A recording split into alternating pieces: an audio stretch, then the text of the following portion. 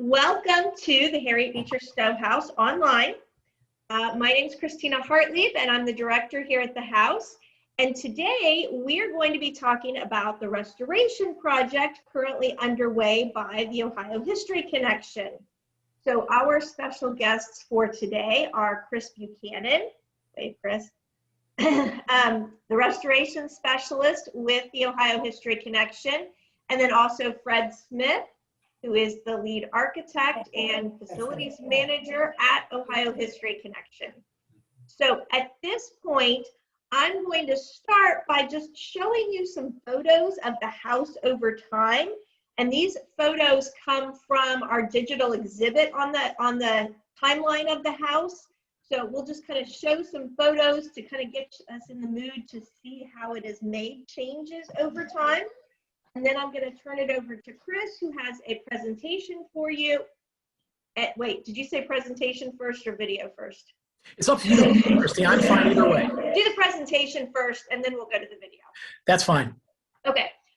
So I'm going to. There's feedback from Chris. Uh-oh. Okay. So if you are. Tell you what, let's go ahead and if you're not presenting, go ahead and turn your mics off. And we will have plenty of time for questions and answers as well.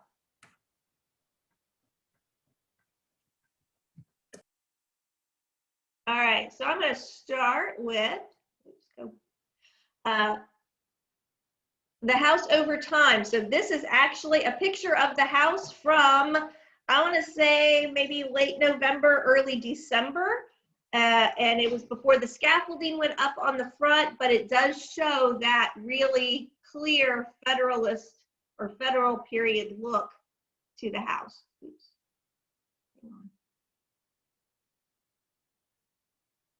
Okay.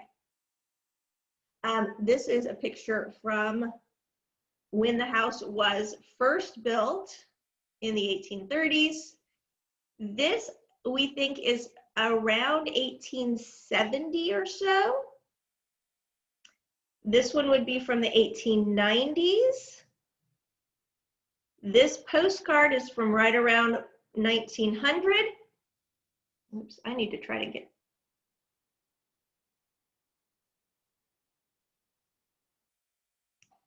Hang on. Oops.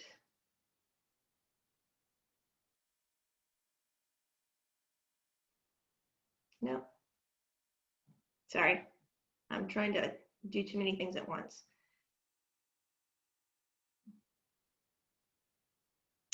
The late Montfort period after the addition was put onto the house. And then the Edgemont Inn period. And then now we're into the mid 20th century, and this is closer to today's time period. This is our visitor ramp that was built last year, the beginning of the year. And then this is kind of a rendition of what OHC is doing, and Chris probably has more information on that. We've got some of the pictures that we've taken over the course of the last year. All right, so that's just my initial look at the house. And now I'm going to let Chris do his thing. Okay, so let's give me a second here to get up to speed. And we do have a couple more people entering.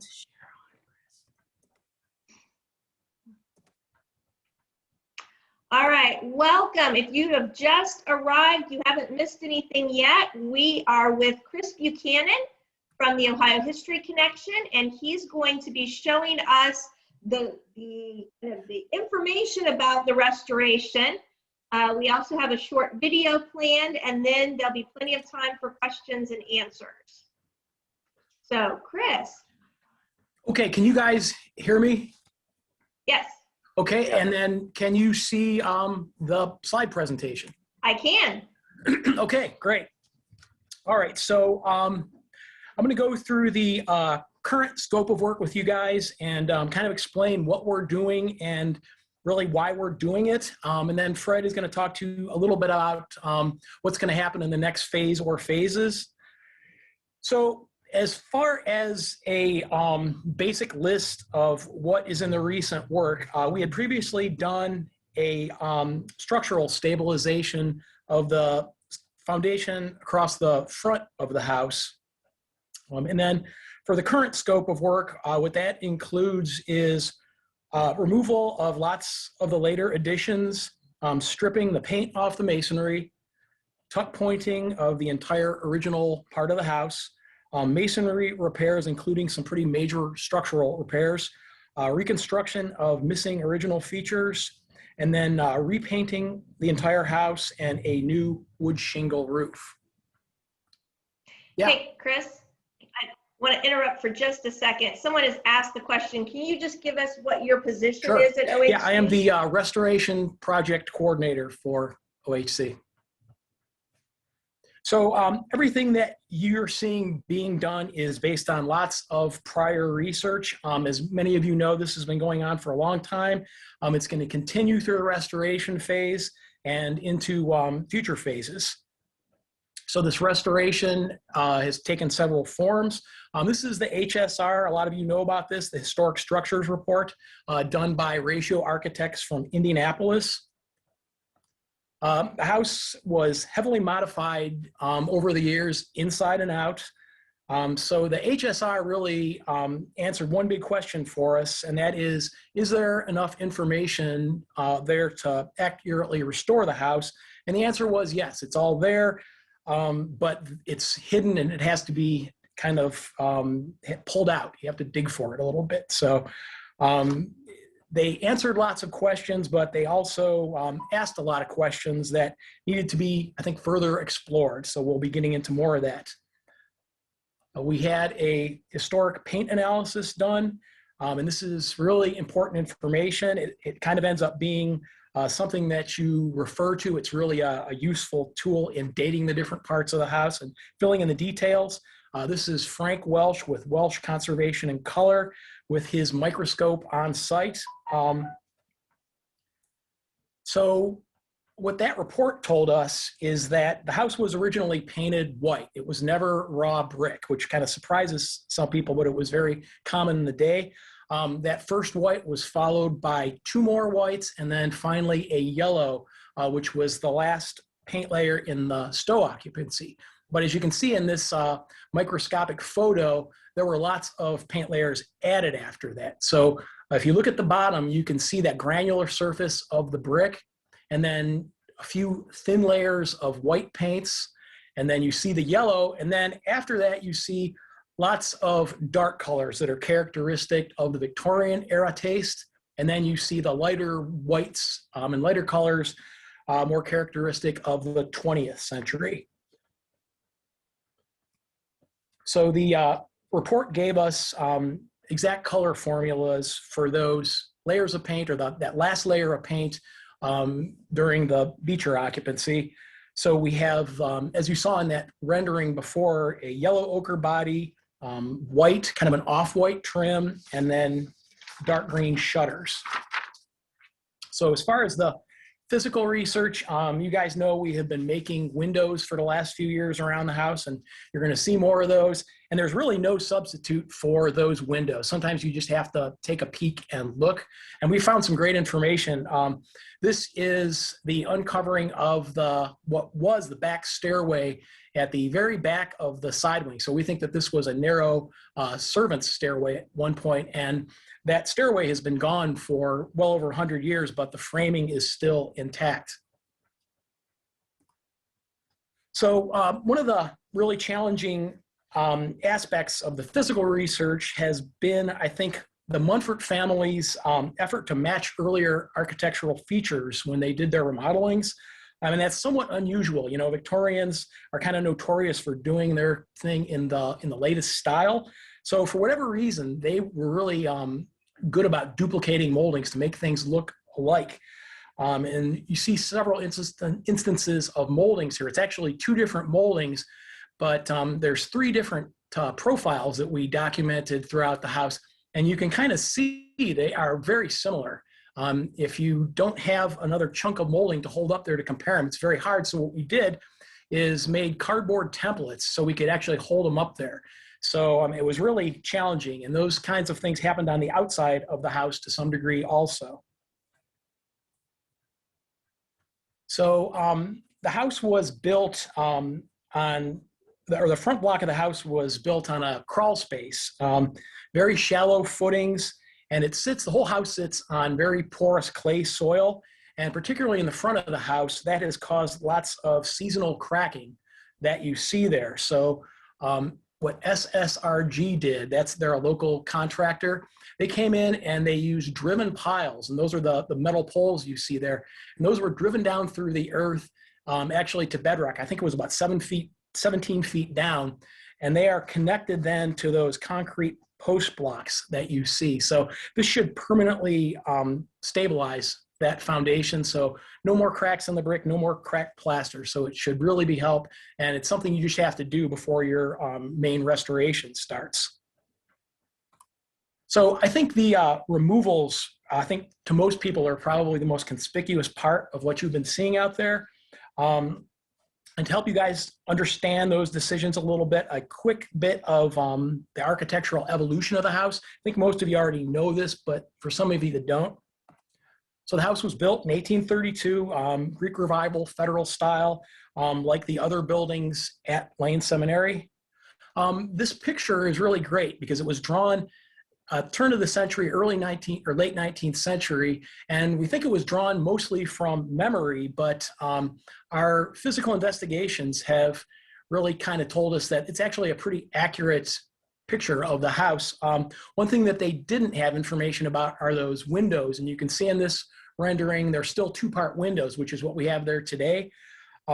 We know from physical investigations that the windows were actually three-part, and that's a division that was used at the Lane Seminary's, I think it was their dormitory also.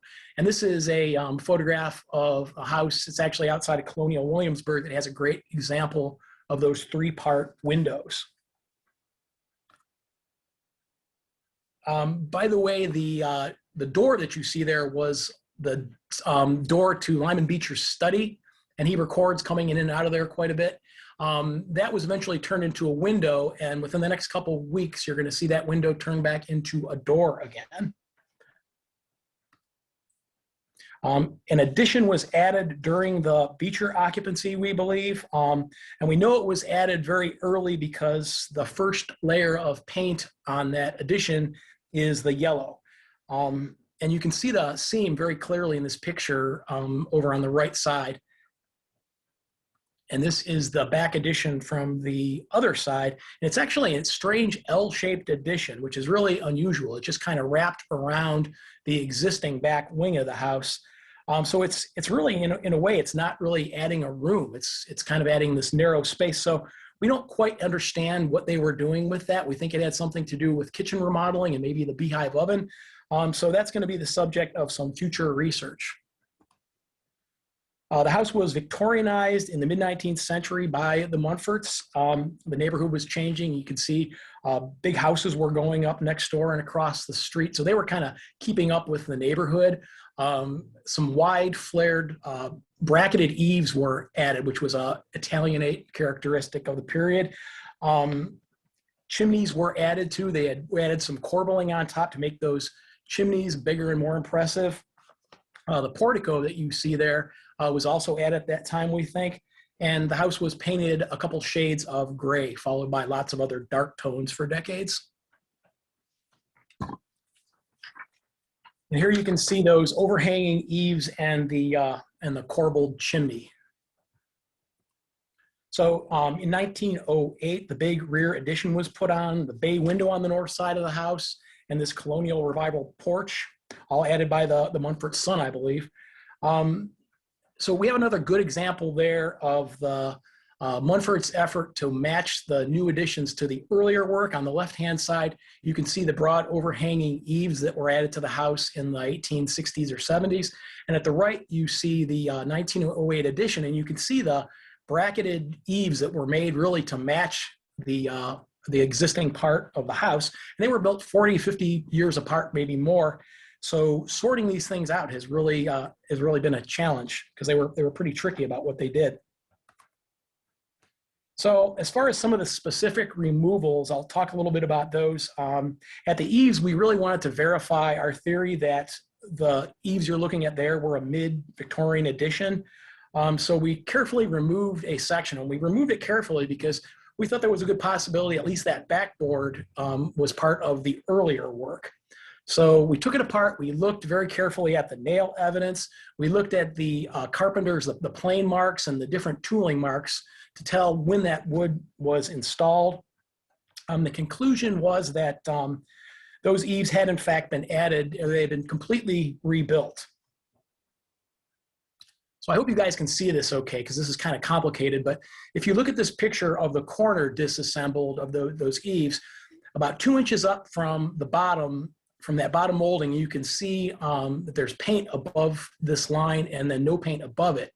So we think that was the original entablature board width. So, and the entablature, I mean that big upright board that you see the other bits of ornament attached to. So we think the earlier board was just a little more narrow, and then it was probably rotten by then, so they replaced that with a slightly wider board.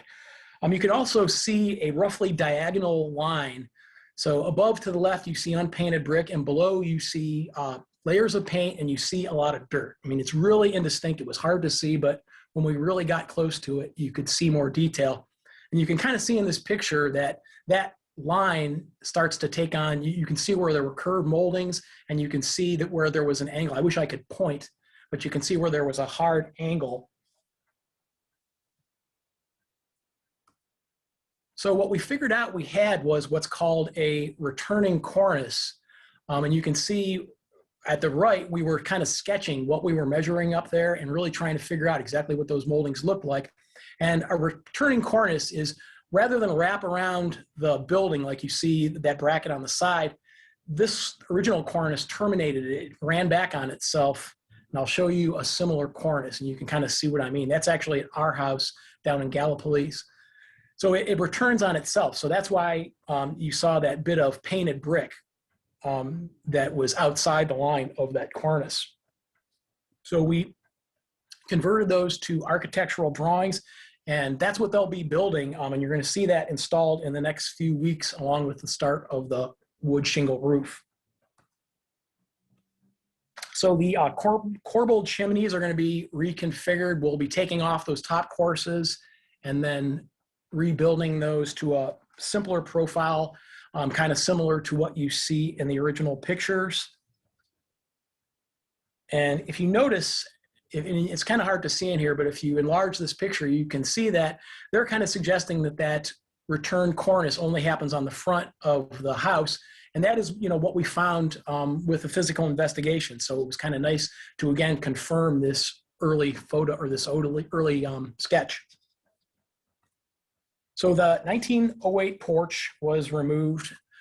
We know that the mid-19th century porch had this hipped roof. So in 1991, there was a partial collapse of that porch roof. And you can see in this old Polaroid, you really see the clear outline of the 1908 work. And then you can also see inside that where that hipped roof was for the mid-19th century portico. So the big question that we had was, is there any evidence of a earlier porch or portico that would have been there in the Beecher's time? And the HSR thought, hey, we've got at least a 50-50 shot of finding something. So we made another exploratory hole in that porch ceiling, and we spent a lot of time looking above that ceiling, really looking to see if there was any marks in the paint layering, to see if all the paint layers were present, to see if anything was missing. Unfortunately, didn't find anything. We kind of reconvened with our paint analysis guy, and he made a series of paint samplings across both sides of the door, trying to find missing layers to see if there was any place where any kind of a pilaster would have attached that would have prevented them from painting for a decade or two. Didn't find anything like that. So really the conclusion that we came to is that the house did not have any kind of a porch feature or portico feature during the Beecher occupancy.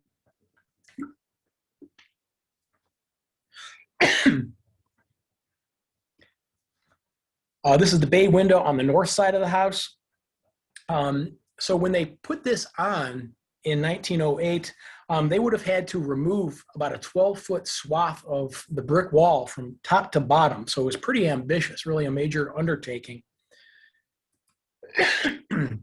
And you can see this photo with that bay window work taken out. You can see those brick ends left kind of hanging there. And this shows that being worked back in, and we had 12 feet to work with there, and we knew that there was probably a window in those rooms, but we had no idea where it was. But we kind of got lucky because the left side of the opening actually had an original return jamb that had been hidden by that bay window. So we were able to say, okay, those windows were on the left-hand side. So I think we have the elevations. I think we have those right. I think they're accurate. So you can really see how those removals have changed the look of the house, and you can really start to see the Federal Greek Revival house coming out. It's pretty exciting. So I'm going to update you a little bit on some of the other things that have been going on. We use chemical removers and water pressure to strip most of the paint from the house. A lot of people might wonder why we're going to all this effort to strip paint off the house and if we're going to repaint it. And the reason is, you get multiple layers of latex paint like this. I think we had something like 15 or 16 layers. It really becomes impermeable after a while, and it starts to trap water inside those walls, water vapor. And long-term, that can really lead to the deterioration of your brick and mortar. So we will be using a mineral paint to repaint that allows water vapor to pass through the wall, but it doesn't allow liquid water to come in. And that's really something that will help ensure the long-term survival of those brick walls. One of the other big things they've been doing is a complete tuck pointing of the house. And by tuck pointing, I mean it's a process where they remove the outside layer of deteriorated mortar to a depth of about 3/4 of an inch or so. And then they repack those joints. And we're using a lime-based mortar to really try to match the original composition of the mortar as closely as possible. And you can see in this photo an example across the front of the house with that newly tuck pointed area visible. So while we were above that front porch looking for evidence of a portico, we did find some really great information concerning the original mortar joint tooling. You can hopefully see in this picture, there are some very faint horizontal and vertical lines scored into the face of the mortar joints. And those are called rule joints, really popular in the late 18th, early 19th centuries. They're called rule joints because they kind of used a straight edge or a ruler to mark those on the facade. This is another example of that. This is Locust Grove in Louisville. So the intent of these rule joints was to really make the hand molded brick that they were working with, which tended to be really irregular, to try to make those more regularly. And it had that effect primarily after painting. And we know both of these houses were originally painted. In both instances, this was unique to the front of the house. In other words, around the sides of the house, they just used standard struck joints. So it was a little extra touch that they used to dress up the facades of these buildings.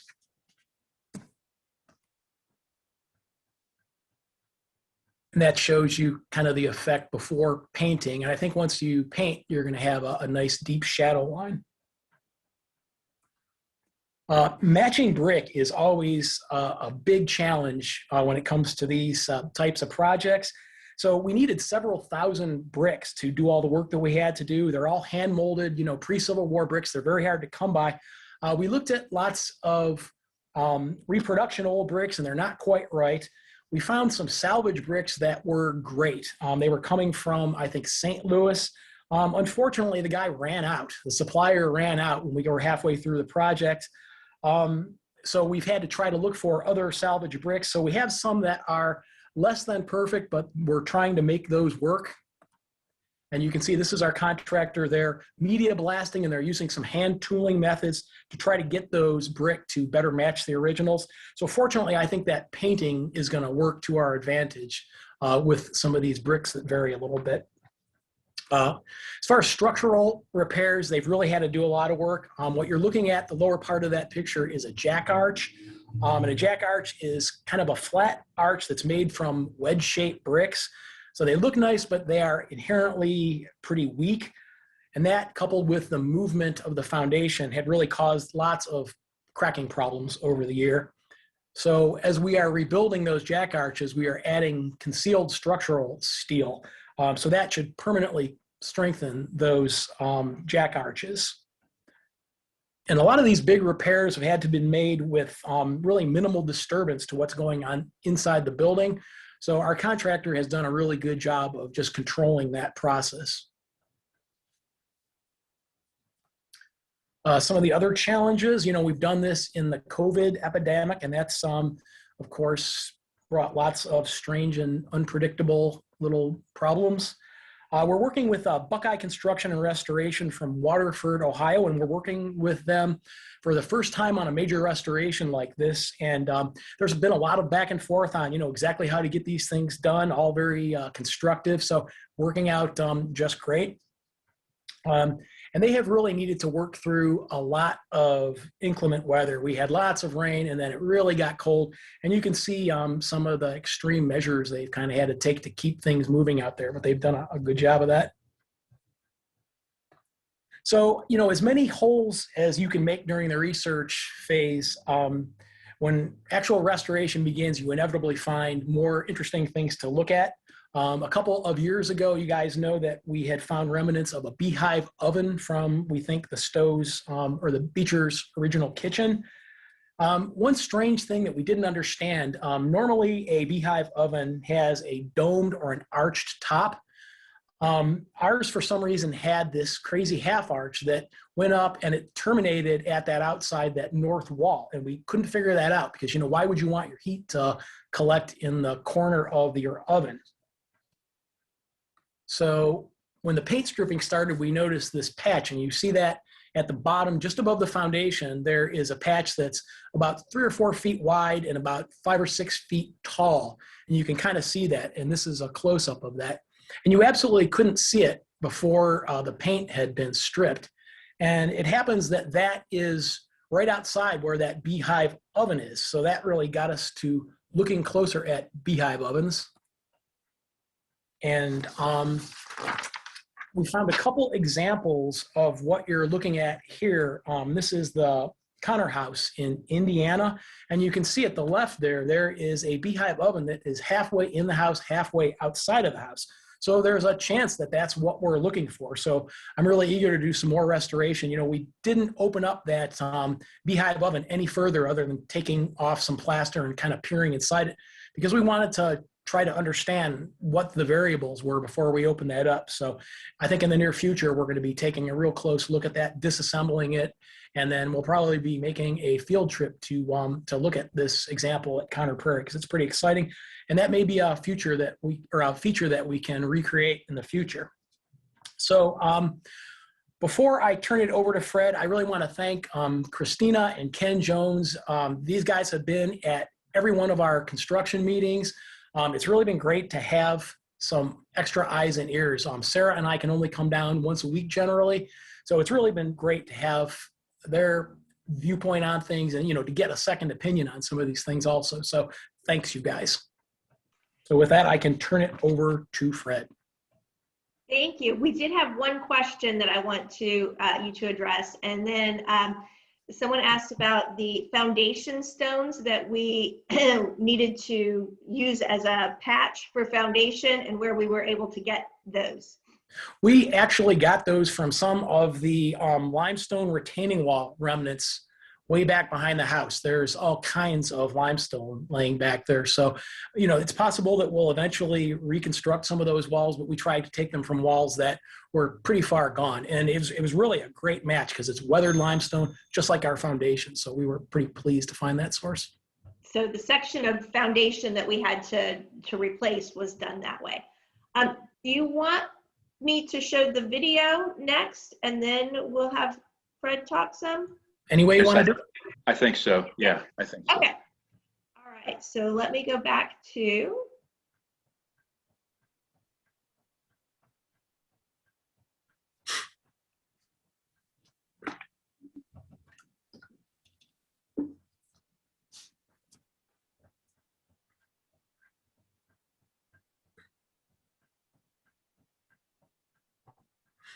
Let me see if I can get it to work. Ah, here we go.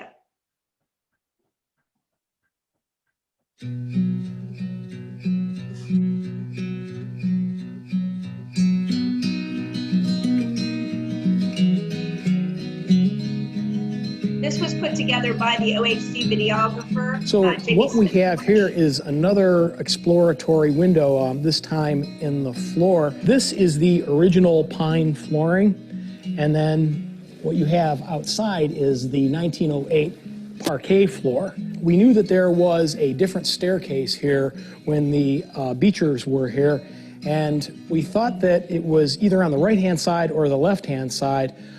So what we wanted to do is confirm where that is through physical evidence. The floor that you're looking at was a 1908 addition, and it was put over the original floor. You see these little windows that you can see the original flooring.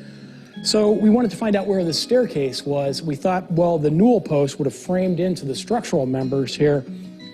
So what we did is we had our contractor go under, and this is actually a crawl space under us, and he crawled way back in there to see if he could find any evidence of that newel post where it came through, and sure enough, we were able to find the stub of a tenon that had been cut off and then floored over, and that's what you see the top side of right here. So the stair newel framed in right here, so we know now that the staircase went up on the right side of this hallway. Okay, we are right now on the staircase in what we call the Munford addition. The Munford addition was put on by a subsequent owner in 1908, and it included this beautiful staircase. Originally, this part was a two-story porch. The house was basically built with an L shape, and there was a two-story gallery on both sides of that original area in the back, and there was actually a garden in the middle of that. We've elected to keep the Munford addition, but you can see some interesting evidence of what that used to be like. There was actually a double window that went from Lyman Beecher's office out onto the onto this back porch. So that's what you're seeing there. Is we knew that that right-hand side of the doorway was there, but we had references to it being this double wide opening. So we actually opened up a window in the wall to the left to see if we could find, to confirm that it was actually a double wide opening like that. And you can see another original brick jamb to the left over there.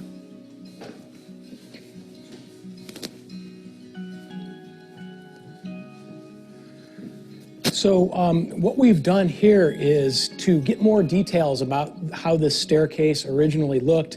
You can see we really opened up an extensive area, and it kind of grew. You know, we started with a small area, found some interesting things, and just kind of kept going because this was really a great area for us to learn about what the staircase was like. And you can see one of the odd things is some of the floorboards that were used to patch this floor actually ended up being shutters that were repurposed. I think we found 6.5 of these shutters, and you can see that over there. And they were just nailed down upside down to kind of form a floor patch. And then, well, I guess so what we're looking at here is this used to be open for the staircase all the way up to the ceiling, down to the first floor. But at some point they came in here and they got rid of that staircase and they framed in this whole area. So what we're looking at down here these are later framing members, and you can see when they did that work there was wallpaper on that basically two-story stair wall. So we think that wallpaper probably dates from when this was done, maybe in the 1860s. So it may have been done just after the Lane Seminary sold the house.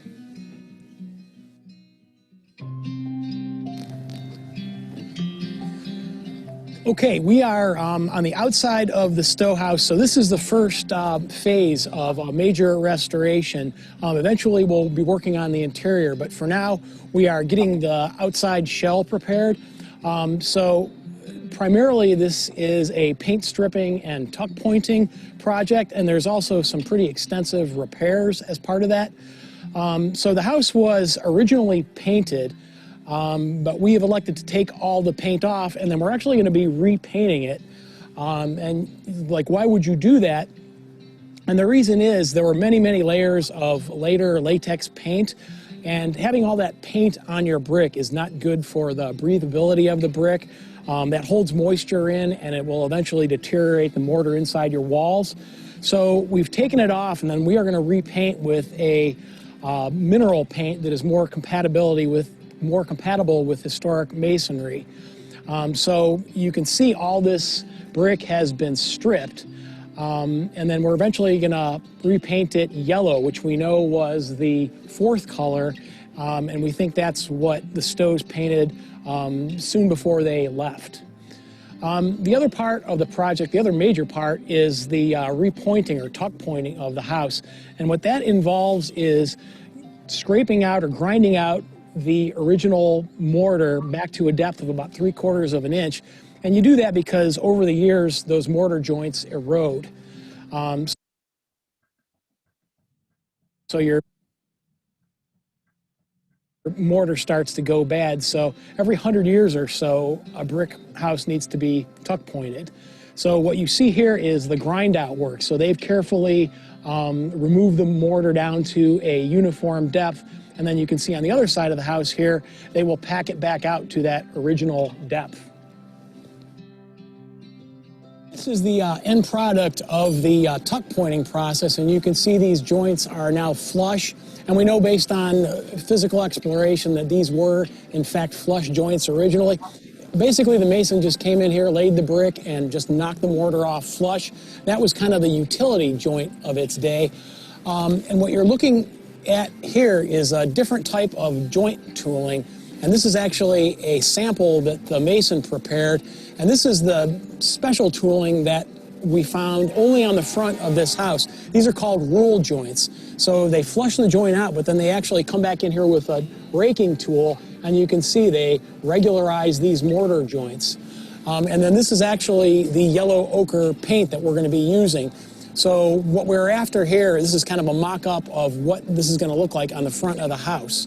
But again, these types of roll joints were unique to the front elevation of the house because it took more manpower, obviously, to do that, cost a little more money. So that's what they did to fancy up the front of the house a little bit. So we are now on the front elevation, the west side of the Stowe House. You can see the whole elevation has been tented so that we could do masonry work in February. And you can see our masons up there. They are doing the tuck pointing work, and they're also adding these roll joints that are unique to the front of the house. And you can see the end product of that to the right of the doorway there. Also, this area below the door has been completely rebuilt. The sill had started to roll out, and a lot of bad cracking. And then all of this work was done after some pretty extensive foundation work. We had to do some quite a bit of underpinning on the house just to stabilize the brickwork so that they could do this kind of work and it would stay that way.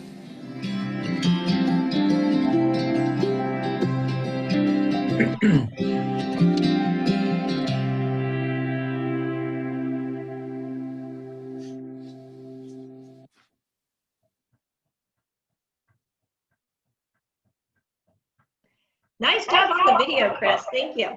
It's the first time I've seen that. Okay, so I do have, there's some questions. Hang on. There's some questions in the chat that I think are more related to what you've already talked about. So I'm going to go ahead and ask those next. Okay. And then we will kind of continue and let Fred talk a little bit too. But so you mentioned that the original windows were 3-part rather than 2-part. So will you be putting in new windows that will be like the original ones? Yeah, they will be duplicates of the originals. And we'll do a lot of research to figure that out and have the right mutton profiles. We'll probably use reproduction glass from that period. I mean, what we've done in the past is use just reproduction single pane windows, and then we have one pane interior storm windows. And those really disappear from the outside, so we'll have a little bit of thermal efficiency added to those period windows. All right. What is or was the dormer that appears above the roof? I think what they're probably talking about is you call it a roof monitor. It's just a big square raised area of the roof. And that was when they put the Munford block in, they basically inserted that addition into the L. So they ended up with to make that new roofing configuration. They had to put go from a hipped roof out to the gables. So they just kind of squared things off and they raised it up. So because the Munford addition is staying, that part will stay in place. Okay. Is it possible to get a copy of the original survey that Chris mentioned? I guess is that the historic structures report, maybe? Yeah, I think you guys have that on hand down there. We do. I'll have to talk to whoever asked that question. But is the front door and surrounding molding side lights original to the house? The side lights and everything are. The front door itself, it looks exactly like the original door that we see in older pictures. So I think, again, the Munfords remade that door because the paint evidence didn't check out. And you could tell from some other evidence in the way it's constructed that it was much later construction. So again, the Munfords were tricky about it and did a very nice job replicating that door. Okay. Was there significant movement of the structure on the inside where the exterior movement occurred? Yeah. I think everybody Big cracks. Yeah, it was really a source of concern, and they were seasonal, so they would kind of come and go. In the wintertime, when the soils dried out, they would get, or I think the opposite of that, in the summertime, they would dry out and open up, and then they would close back up. But yeah, it was a real source of concern because some of them were really deep and they were all the way through the wall. Okay. And then are you intending to do archaeological digs of some sort in the future? We've done some archaeological digs pretty much as needed to provide clearance for our projects. But as far as future big archaeological digs, I don't know. Okay. All right. So that was the questions that have been posed so far. No, I don't think we have found the outhouse yet, have we? No. No, okay. There was a lot of cutting work behind the house when they put the parking lot in. So I think the outhouse and maybe the original carriage house or barn, the foundations and evidence of that probably disappeared, unfortunately. Okay. All right. So I guess at this point, Fred, did you want to talk a little bit about kind of the next stage and the next step? And then we will allow for more questions after that. Okay. Hello, everyone. I'll make this pretty quick so we can get to your questions. I wanted to start by saying that when we're doing this restoration work, we have to back up, and normally we have done it. We develop a premise, a restoration premise. The historic structure report said, yes, there isn't, as Chris mentioned, there is enough evidence to restore the house to the Beecher period. But the historic structure report also recommended removing what we would call like the Montfort addition or the Edgemont Inn period addition. And that seemed to us, after we thought about all this, and we've talked to you before about this, that would be a big loss to the history of the building. So our restoration approach has been aimed at restoring some idea of the Beechers in the house without losing the continuity of time and the impact of the later addition of the Edgemont Inn period, even to the point that we would end up interpreting that as part of a tour. But what you don't see right now, it's very hard for a visitor to understand those differences in time.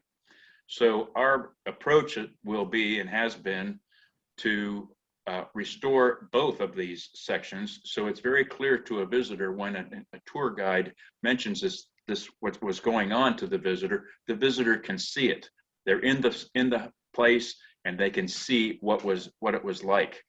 So that's been the emphasis of our restoration approach. In other words, the house is the exhibit, and we wanted to make the house the exhibit and show the passage of time.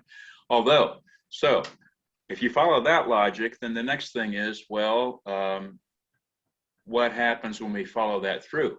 What impact does that have on our meeting space?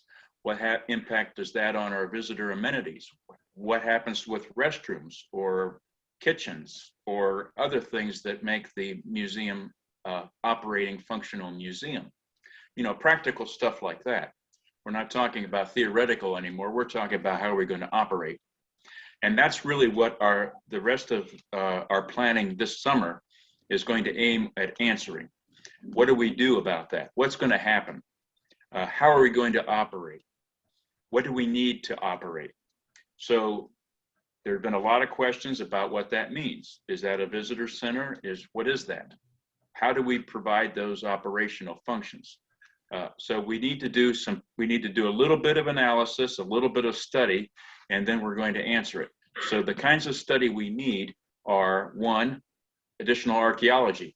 Now that we have the land and we've started to clean it up, we can bring an archaeologist out and finish what we had contracted them to do, which is to do remote sensing, geophysics. So we understand fully what the archaeological resources are in that part of the site. That will allow us to complete a site development plan. So I'm going to pause for just a second to have you explain a little bit more.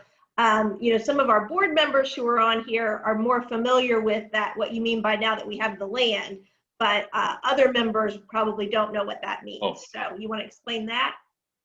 Or should I? Sure. Sure. Boy, seems like almost forever we've been in negotiation with the city of Cincinnati to purchase the Cincinnati land, which we've just closed on. And as soon as we closed, we went in and have cleaned it up. But we're talking about the property on the east side of the site, really, with the exception of a part that's owned by the James Temple. But you know, these are all things in process. But the majority of the site is there at the triangle. Right. So basically the big triangle behind our parking lot and behind the lot that's next to the parking lot that goes from, that really is the point where Foraker and Martin Luther King meet. That whole triangle, with a small exception now, is, you know, OHC property, and therefore we're going to be able to use that in future site development. And then you know, at some point we'll see if we're able to get the rest of it, but that whole triangle basically will be what we're looking at in terms of the rest of the site development, and in terms of, you know, what Fred said, that we're cleaning it up. You know, you might remember it as you know, a highly wooded area with a lot of brush and you know, has been used as some kind of trash dump for some time, but that has been cleaned up, and so the trash is being taken care of, and the underbrush is being taken care of too. Right. So the site is one aspect of the master plan. The other aspect of the master plan, of course, would be what happens with the building. And we need to do some architectural planning about that. For instance, the interpretive plan that we completed was recommending additional exhibits beyond the second floor. Well, we don't have an elevator, and that's been a big question. Where does the elevator go? Well, obviously, when we put in an elevator, it's going to have an impact on the first floor as well. So we need to understand what that is. And we have ideas, and I think it's all going to work. It could work. We have a plan that can work, but it's part of the total master plan. So an elevator is a question. And would it have any impact on, let's say, restrooms or kitchen or, you know, or a stairway? So we need to know what that is. And if it does have an impact on the facilities that we have for current operations, then where do those facilities go? If we, for instance, if we were to go into the front hallway there and reconstruct the original stairway and narrow that off and have people go through the office or the sitting room and narrow down the openings back to their original sizes, well, how are you going to have large group meetings in the house anymore? So we have to answer that. This is a question. And what kind of facilities do we need, or where are they going? And what does that look like? What does that cost? And then also the other question is, how does that relate to the market study? Well, we need to revise the market study once we have something. And the market study will also answer the questions, what will the operational costs be of a potential new facility? And all of this is going to culminate in August this year, in time for us to have this plan be solidified and approved by the OHC board. And then at that point, we will include a request for capital funds in our this coming request to the, that would be included in the governor's bill for the capital appropriations that will be before the General Assembly next spring. So that means, is that all we're doing this summer? Are we only going to be doing the master plan? Only going to be doing the master plan? Well, no, because we have a new appropriation of about $1 million. So part of that money will be used for architectural planning, the site development plan, and for the archaeology. The balance of that money will be used for other things, like what Chris was talking about, all the exterior openings, shutters, and really getting the outside completely finished, and allow us, with that money, we also have money to be working inside. We all know that the utilities need to be updated, electricity, HVAC, all of the plumbing systems. There's quite a bit of work to do on the interior, even outside of the question of restoration. So that's what we're going to be working on this summer and fall, actually, assuming everything works out and we all come to an agreement and we have a nice capital appropriation and that all works out, we keep our fingers crossed, then we'll be able to start implementing this in 2022, implementing the master plan. So I guess that's about. Anything else, Christina? So we have a couple questions, and you kind of addressed it a little bit, but I don't think there was a definitive explanation, and that is, will the front hall be restored to the original size and shape? And will there, and that is, will the wall or door be inserted back to the original house and behind the original staircase? And then, and will the door to the Beecher study be restored to its original size and place? Well, it depends who you talk to at OHC. If you talk to us in the architectural department, we would say absolutely. And I think if you even talk to the interpretive people, they would say, yes, we should do that. I think that's what we would like to do, because then we will have restored the house to the point where Harriet Beecher Stowe was living in the house and where she had her formative experiences. And you can tell people that.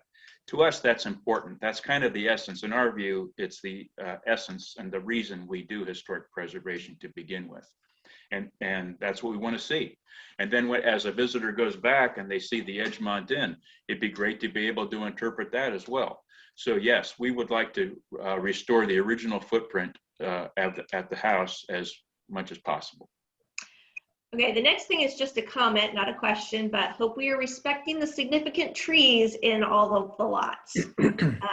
So just respect for the trees so that we have those still available. The next question, this seems to be a major project and I love it. What other major OHC projects are underway in the state? And are we competing for funds with the other OHC projects? Well, I don't mean to laugh, but hey, there are needs all over the place.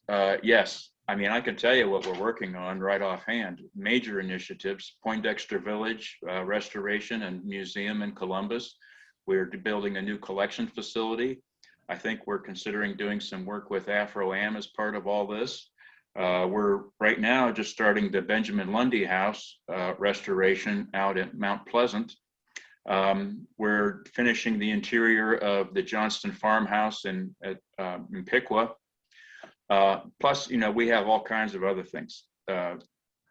Not major projects, but more of ongoing conservation in Zor Village, Talmadge Church. We've got some work going on up at Fort Meigs, and we're building a new museum of the Ohio River Museum in Marietta. And there's lots. But I want to tell you, and I would like to reassure everyone that the work we're doing at the Stowe House is ongoing, and we've put an enormous investment in this property, and we're going to continue to do that.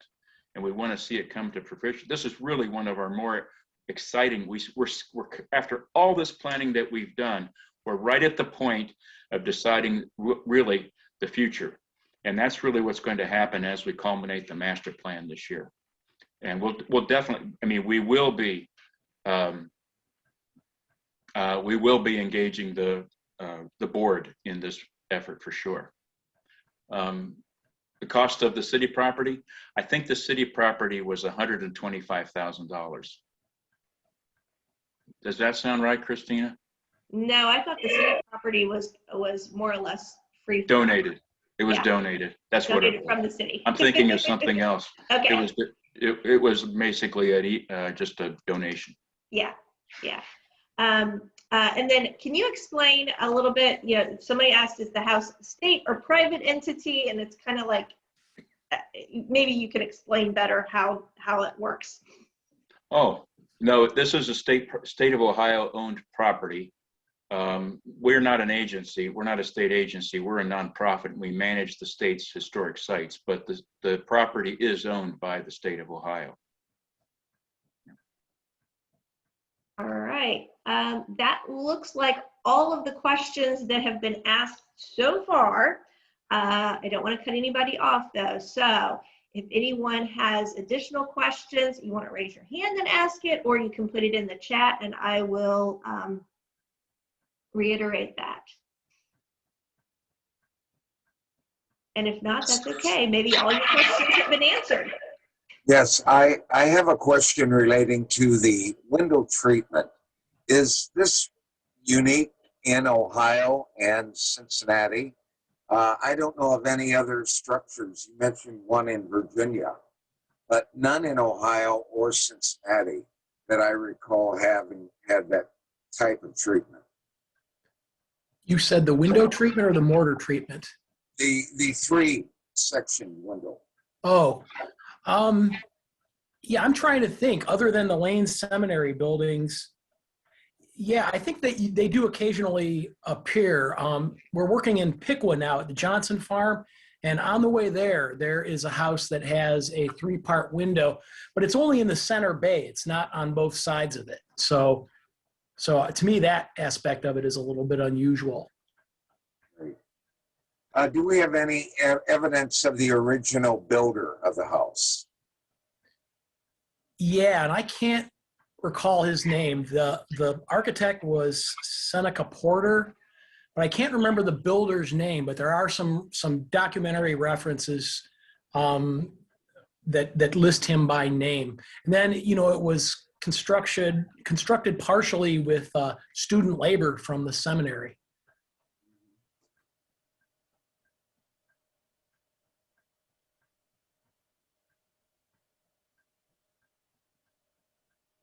Sorry. Okay. Thanks, Alan, for your questions. I'm going to look that up for you, and because I know where it's located, I just don't have it here. So I will let you know later this week. And then someone asked what we can do to contribute to the restoration. Oh, well, that's easy. You just write a gigantic check to the Ohio History Connection and put in the memo line for Harriet Beecher Stowe House restoration. That's what you have to do. Is there anything else that I could, kind of, any other suggestions, Fred?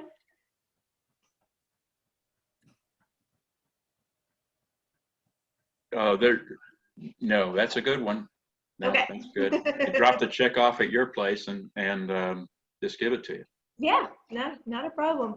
And we will also be working on, when the master planning is finished, we will have a better idea of the entire scope of the cost for the project, and we'll be able to give people a better sense of what it is that we'll need to be able to raise here locally. And I'm sure there will be some amount, we just don't know what exactly it is.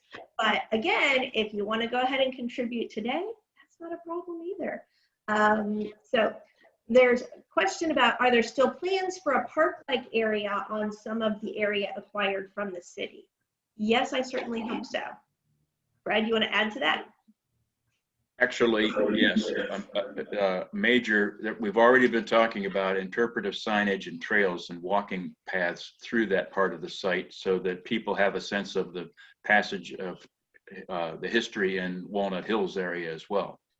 So that's really, to me, that's one of the really exciting things about this property and the history of this site, is that we are able to really be able to interpret all kinds of the passage of time and actually how the theme of race relations is apparent throughout the entire history of this site, including the neighborhood. And it's really exciting to me to be able to explain that context to people. And that will include the site interpretation. Right. One of the things that we've talked about is, having kind of a history walking path with interpretive signage that really does highlight the history of Walnut Hills. And that means that it would be accessible to everyone in the neighborhood, even when we're not open, even when the building itself is not open. So let's see. We've had some people talk about how exciting and interesting the presentation has been. It might be of interest to know about the new development across the street. Yes, so across the street, across Foraker from us, there is a large empty lot currently, and that is going to, well, let me back up just a second. That is in the process of being kind of finalized by a developer, and that will be built on, so to speak, for low-income housing. So we will have new neighbors in about 3 years or so. In terms of, they will find out for sure if the development goes through later this spring, and then it'll be a year before they can break ground, and then another year before anything is there, so to speak. But yes, so the kind of the big vacant lot on the other side of Foraker, just south of our location, is in the process of being developed. And so having neighbors and kids in the neighborhood right next door is one thing that we are, going to be able to say that we can, really have, kids hanging out at the house. So we like it. All is exciting. Thank you very much. Can't wait to get back to the house for tours. And I will let you know that viewers can still schedule a tour by appointment. We will be looking at sometime transitioning in the next few months to going back to regular museum hours, but we don't know exactly when that's going to happen yet. Any other questions before I wrap it up? What is happening to the building house in the front part of that lot on the corner? It will probably be torn down because it is not in good shape at the moment. So, all right, so I will kind of come to our conclusion here. Thank you all for participating today. Remember, you are welcome to stop by and see the exterior restoration at any point. You can also schedule your tour by appointment for an inside tour. And will let you know we are hosting an outdoor birthday party for Harriet on June 13th. So you can come on that day and see all the great work that's happening. I'm hoping by that time will it look almost done. Chris, what is your estimate for completion of the exterior? I don't really know, until we proceed with the next phase. So, the windows that are in there now are going to be in there, and we're creating some new openings that probably won't have windows. So I'm not so sure about that, but it'll be an painted by improvement. then? What's that? Will it be painted by then? Yes. June 13th? Okay. Yeah. So it'll be a pretty good It'll be a big improvement. representation Absolutely. at that point. Yes. So mark your calendars. All right. I will say thank you to Chris, thank you to Fred, thank you to the Ohio History Connection, and again, check out our website for all of our upcoming programs, including discussion groups and additional lecture presentations. And thank you all for coming today. I'm Christina, and it was great to see you all. Thanks, everyone. Thank you, everybody.